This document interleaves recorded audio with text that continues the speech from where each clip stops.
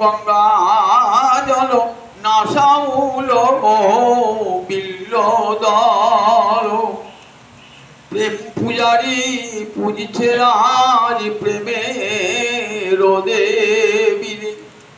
গোবিন্দ কাঁদছেন তো, দুটি নয়ন দিয়ে জল ভরেছে, নয়ন জল, গোবিন্দের নয়ন জল কেমন, দুটি নয়নে জল গঙ্গা জল আরে নাসামূল বিল্ল দল। দেবী পূজা কি হয়?